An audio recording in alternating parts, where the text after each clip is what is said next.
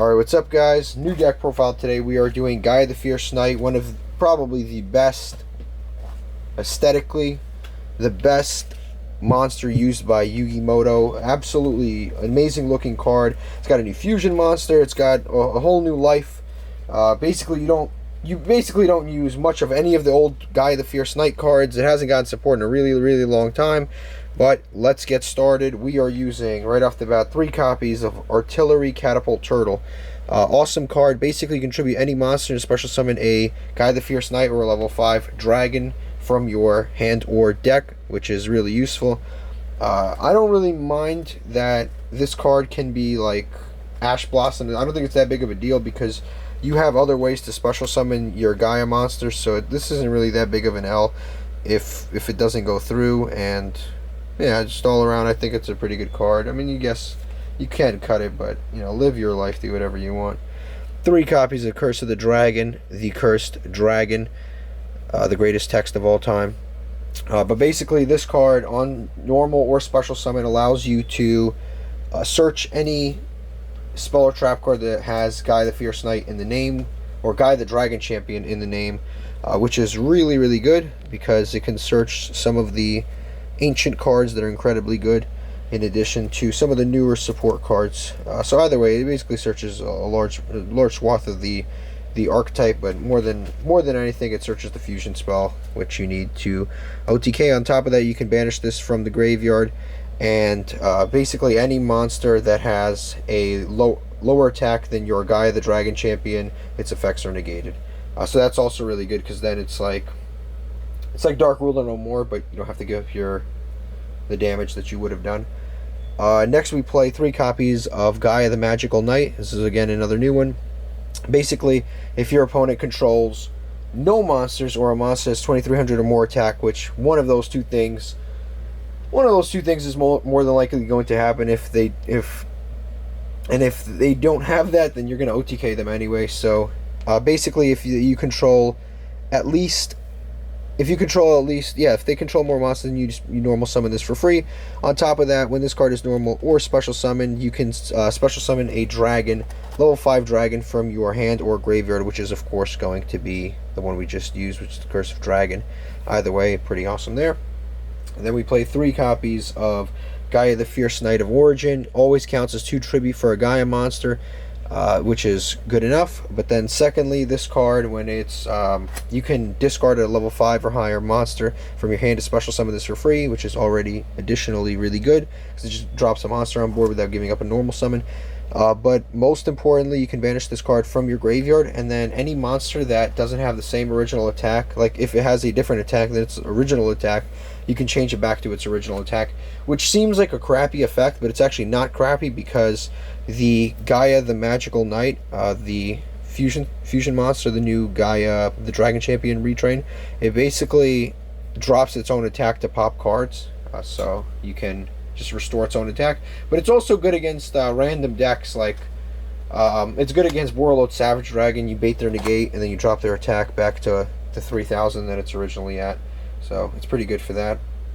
Next we play Soldier Gaia the Fierce Knight. This we also play at 3. Again, I wanted to focus more on like really using the archetype. I don't want to like leave out, I want to play as many of the main deck cards. I've seen a lot of people play like Nibiru, Dark Ruler no more, just like a lot of going second cards, to the point where you can't even, like, there's almost no Gaia cards. And the issue with that is, like, when you use stuff like Dark Ruler no more, you have no battle phase. I mean, you have a battle phase, but you can't do damage. And this deck, you have to OTK in 1 turn. You can't screw around. You have to do piercing. You have to basically do damage in 1 turn, because a lot of other decks have more recovery than this deck. But basically, Soldier Gaia the Fierce Knight, this card has a quick effect to banish a dragon fusion monster, special summon itself, which is an awesome effect, because you can actually use that during the battle phase. So you can just attack twice with Gaia the Magical Knight, and then you can banish it, summon this, and just finish the game. Also, when it's special summon, you can change a monster your opponent controls to defense, which again can enable the piercing. Really good once you have I forgot the card's name off the top of my head. It's right here. The Spiral Spear Strike, because then you're doing piercing over and over and over and over.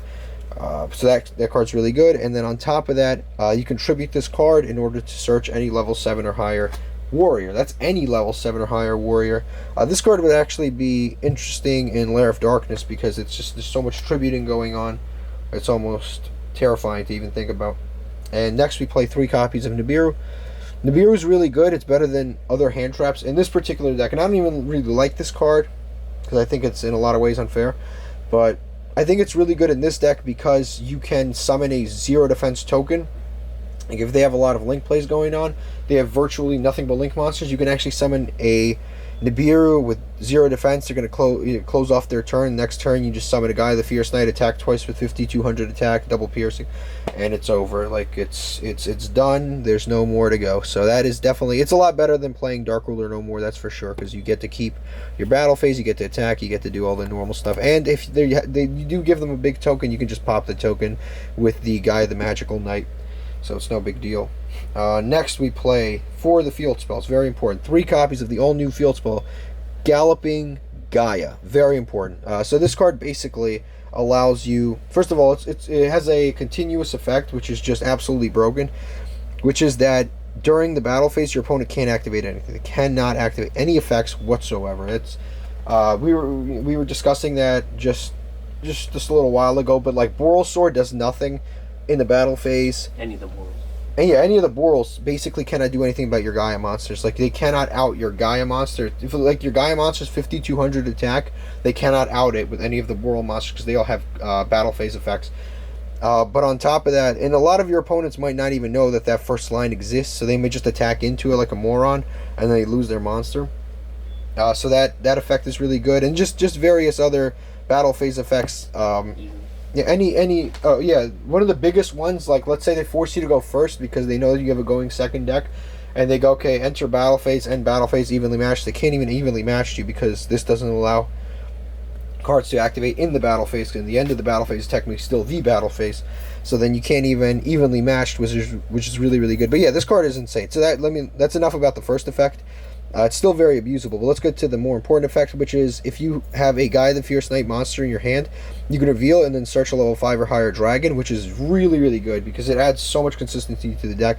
And then its other effect is if you have a level 5 or higher a level 5 dragon, you can add a Gaia the Fierce Knight monster to your hand. So both effects are really good, and what's awesome about this field spell is it doesn't have any costs, so you don't have to reveal anything. It's just a straight up +1. Like, you activate this, you get protection during the battle phase, you reveal something, you get a card. Like, it's a complete +1. It's really good. I hate when they give you some unnecessary idiotic cost. This one does not have that. Next we play 1 copy of Terraforming. Gotta have that. 1 copy of Mystic Mind because it's actually the best going second. Like, it's one of the best going second field spells. I would almost go as far as to maybe play more Mystic Minds. Not, I'm not a particularly huge fan of the card, but as far as going second cards, I'd say this is one of the better ones. You can Mystic Mind them, they can't do anything about your effects, and then you can just attack with Gaia twice, doing piercing, and just win like that. But that's Mystic Mind. 1 copy of Set Rotation to get the field spells, because we have different field spells, and then we play 3 copies of Gateway Chaos. This basically, I couldn't find my other ones, but I assure you I own them. Just where they are is really more of the question. But Gateway to Chaos, basically all it does is on activation it searches a Gaia the Fierce Knight monster or a Blackluster Soldier monster, but we only play Gaia the Fierce Knight, so we're going to be searching Gaia the Fierce Knight. But definitely very important because it's another +1, and then you can just activate the other field spells over this field spell and then just get another +1. Then we play Spiral Fusion. This fusion spell is absolutely disgusting. Basically you can use it for any fusion summon of any dragon. That's first up. But if you use it to summon a Gaia the Dragon Champion, it allows you to give that Gaia the Dragon Champion 2 attacks, and on top of that, it increases attack by 2600, which is very important. So that's very good because it enables OTKs. Then we play 1 copy of Spiral Spear Strike, one of the absolutely best ultimate rares ever printed. I even said that before this was printed. Like, I had this card ready to go. I have more copies. I honestly don't think you have to play more than 1. It's very searchable. It's searchable off the fusion monster, and it's actually searchable off of the dragon, level 5 dragon. It's searchable too many different ways to warrant playing more of this, but it's very good because basically it gives piercing to your Gaia the Dragon Champion, and on top of that, when you do any damage, it lets you draw 2 cards, discard 1. So it gives you a lot more consistency if you don't, OTK that turn. And the draw 2, discard 1 is actually really good because you can draw into the big guy, the level 8, I forget his name, because they all have more or less the same soldier, Gaia the Fierce Knight, because then you can just banish, summon, attack for game, which is really good. Then we play 3 copies of Pot of Extravagance. We really don't have a lot of draw spells. The only other draw spell we have is the Spiral Spear Strike, which is mostly just there for piercing anyway. But basically, Pot of Extravagance will help in a variety of different ways. Honestly, just if you can't afford the Extravagance, just replace with Pot of Desires, because it's now a common and rare and reprinted 5 million times. 3 copies of Triple Tactical Talents. This one you definitely don't have to play. This is something I'm trying out. Literally just came out, so I definitely wanted to give it a try in the deck. But basically, if your opponent activates a monster effect, this has 3 banned effects on it. You're going second with this deck, so your opponent will activate a monster effect. And basically, if your opponent activates any monster effect, you can either take one of their monsters, draw 2 cards, or look at their hand and there's either shuffle or choose 1 card and shuffle it into the deck. All 3 effects are really good, whether you're going first or second. If you get hand trap going first, or if you're going second and you get they activate like a Warlord Savage Dragon against you, either way you're going to be able to get some beautiful effect off.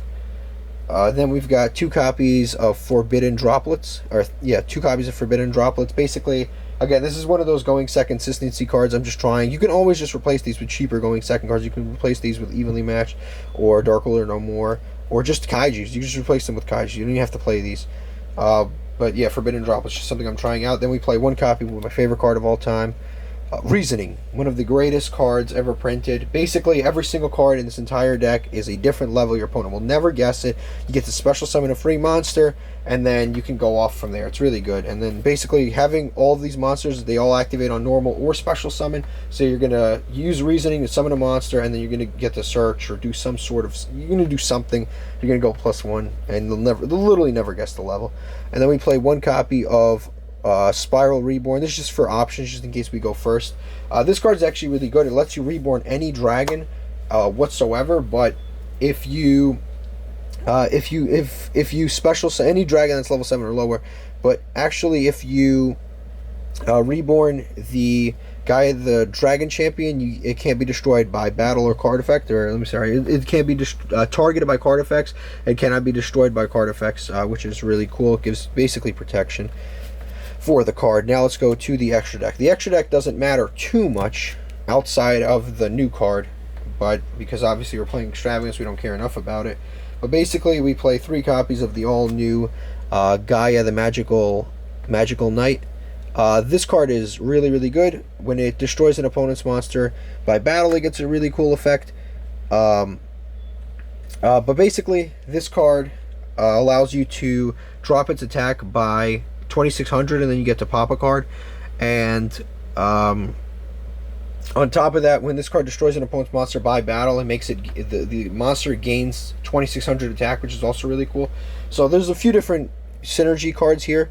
So you can drop its attack by 2600 and then pop a card, which is already really, really good, because let's say you summon this at 2600, you can always banish Gaia the Fierce Knight Origin and then just return it back to 2600. But also, what else is cool about this is that you get 2 attacks with this card, with the Spiral Fusion, and it becomes 2600 more, so you can attack and then gain another 2600, and that's 2600 times 3, so that'd be 52 plus 58 plus, so 78 basically. You get 78, and that's on your second attack, and that's basically, they have 200 left.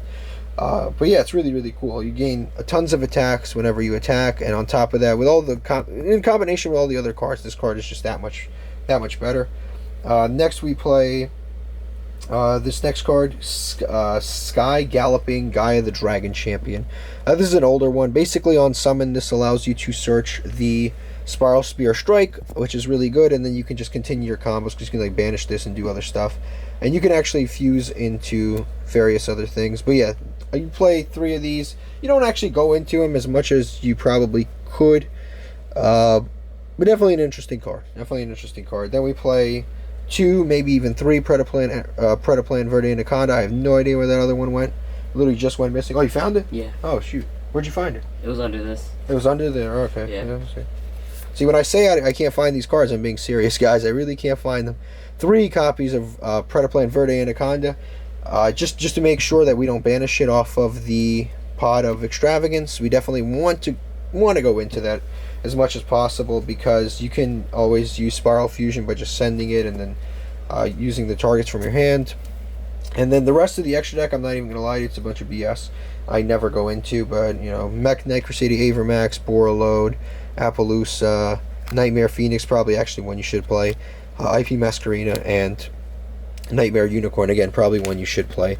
You can even play Super Polymerization in this deck if you really wanted to, because Super Polymerization, you can fuse your own stuff, and on top of that, you can have Super Poly targets, and then get rid of your opponent's stuff. Definitely worth giving a try. But yeah, I hope you enjoyed this deck profile, guys. It's been an absolute blast to make. I can't believe they finally gave Gaia the Fierce Knight support. They put him on the freaking box right here. Look at this. Look at this artwork. Terrific artwork. But thank you for watching, guys, and have a tremendous day.